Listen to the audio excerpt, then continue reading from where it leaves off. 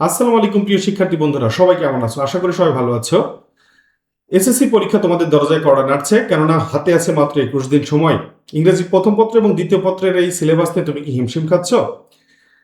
ভয়ের কিছু নাই, আজকের ভিডিওটা সম্পূর্ণ তোমার জন্য। বিকজ আজকে আমি তোমাদের সামনে নিয়ে এসেছি এমন একটা মাস্টার প্ল্যান, যে মাস্টার প্ল্যান দিয়ে তুমি মাত্র 21 দিনে জিরো থেকে হিরোতে পৌঁছাতে পারবা এবং নিশ্চিতভাবে ইংরেজিতে A+ পেতে পারবা। তাই দেরি না করে এখনই তুমি খাতা কলম নিয়ে স্ক্রিনের সামনে বসে পড়ো, কারণ আজকের এই ভিডিওটা তোমার রেজাল্ট পরিবর্তন করতে যাচ্ছে। চলো আমরা কথা না বাড়িয়ে স্ক্রিনে চলে যাই। আজকে আমরা যে বিষয়টা নিয়ে কথা বলবো সেটা খুবই গুরুত্বপূর্ণ একটা বিষয়। সেই বিষয়টা হলো আমরা 21 দিনের মাস্টার প্ল্যান নিয়ে আজকে কথা বলবো। চলো আমরা শুরু করি। 21 দিনের মাস্টার প্ল্যানটা কি হবে সেটা নিয়ে আমরা একটু কথা বলবো। প্রথম সপ্তাহে গ্রামার এবং ভোকাবুলারি নিয়ে তোমাকে একটু চিন্তা করতে হবে, কেননা গ্রামারে রয়েছে 60 মার্ক। এখানে একবার দখল আনতে পারলে পুরো মার্ক পাওয়া সম্ভব।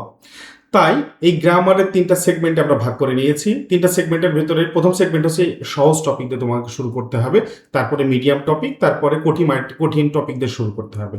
তো এখন সহজ টপিকের মধ্যে কি কি থাকছে আমরা একটু দেখবো। ট্যাগ কোশ্চিন, পাঞ্চুয়েশন এবং সাফিক্স প্রিফিক্স, এই 3টা আইটেমে 15 মার্ক। যে 15 মার্ক তুমি প্রথম 2 দিনেই কভার করতে পারবা খুব সহজেই, এবং এই টপিকগুলো খুব সহজেই আয়ত্তে করে তুমি 15 মার্ক সহজে পকেটে ভরতে পারবা। তারপরে তৃতীয় এবং চতুর্থ দিনে তুমি মিডিয়াম টপিকে হাত দিবা। মিডিয়াম টপিকের ভিতরে কি কি আছে দেখো, সাবস্টিটিউশন টেবিল, কানেক্টরস এবং 1 নম্বরে যেটা আছে উইথ ক্লোজ, এইটাই তুমি হাত দিবা। এটাতে তোমার মার্ক রয়েছে 20 মার্ক। সাবস্টিটিউশন টেবিলে 10 মার্ক, কানেক্টরসে 10 মার্ক এবং 1 নম্বর যে প্রশ্নটা থাকে উইথ ক্লোজ সেটাতে 10 মার্ক। টোটাল এই যে 20 মার্ক, এই 20 মার্ক যদি তুমি বোর্ড কোশ্চেন সলভ করো তাহলে তুমি সহজেই এই 20 মার্ক কমন পাবা। তার মানে 15 এবং 20 35 মার্ক তোমার পকেটে খুব সহজে ঢুকে যাচ্ছে। এরপরে আমরা যে বিষয়টা নিয়ে কথা বলবো সেটা হচ্ছে কঠিন আইটেম। কঠিন আইটেমের ভিতরে কি কি আছে সেটা আমরা একটু দেখি। সেটার ভিতরে রয়েছে changing sentence, right form of verbs. Changing sentence 10 mark, right form of ভার্বের 10 মার্ক, যেটা তুমি 5 থেকে 7 দিনের মধ্যে এই আইটেমটা শেষ করবা। মনে রাখতে হবে চেঞ্জিং সেন্টেন্সের ভিতরে রয়েছে সিম্পল, কমপ্লেক্স এবং কম্পাউন্ড, যেখান থেকে মিনিমাম 2টো প্রশ্ন বোর্ড কোশ্চেনে আসে। তাই এই সিম্পল, কমপ্লেক্স, কম্পাউন্ড কোনোভাবে এড়িয়ে চলে যাওয়া সম্ভব হবে না এবং চলে যাওয়া ঠিক হবে না তোমার। এরপরে আসো দ্বিতীয় সপ্তাহে।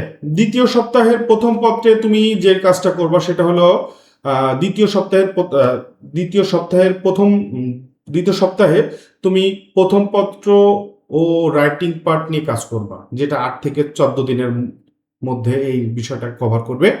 প্রথম পত্রে 70 নম্বর রিডিং এবং রাইটিং এর উপরে কাজ করতে হবে। যেমন রিডিং স্কিলে তোমার রিডিং এর ভিতরে রয়েছে সিন কম্প্রিহেনশন। সিন কম্প্রিহেনশনে তুমি MCQ, question answer, gap filling practice করো একটু।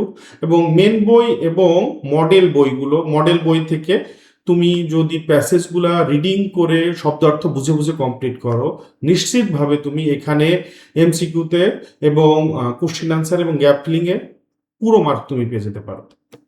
এরপরে আসো রিয়ারেঞ্জে আছে তোমার 10 মার্ক।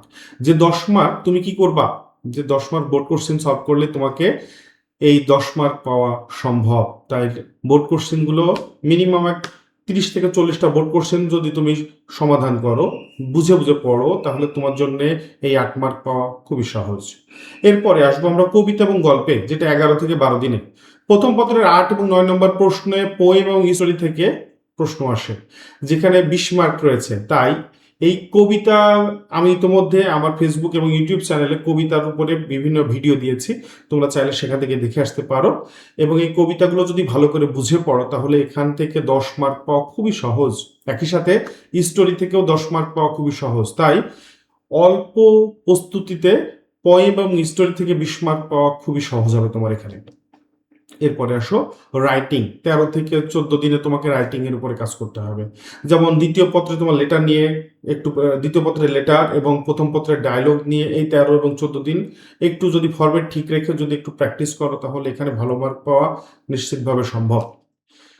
তৃতীয় সপ্তাহে আসো বড় মার্কস এবং রিভিশনের উপরে আমরা একটু কথা বলবো। তৃতীয় সপ্তাহে মাস্টার রাইটিং, কি কি মাস্টার রাইটিং থাকছে সেটা একটু দেখি। 15 এবং 17 দিনে প্যারাগ্রাফে 10 মার্ক, প্যারাগ্রাফ শর্ট কম্পোজিশনে 10 মার্ক। তাহলে প্যারাগ্রাফ এবং শর্ট কম্পোজিশন 10 মার্ক, কমপ্লিটিং স্টোরিতে 15 মার্ক। প্রতিদিন অন্তত 3টি করে কমন টপিক রিডিং পড়ো এবং মূল কিওয়ার্ডগুলো লিখে প্র্যাকটিস করো, তখন দেখবা যে তুমি এই রাইটিংয়ে খুব সহজেই মার্ক তুলতে পারছো।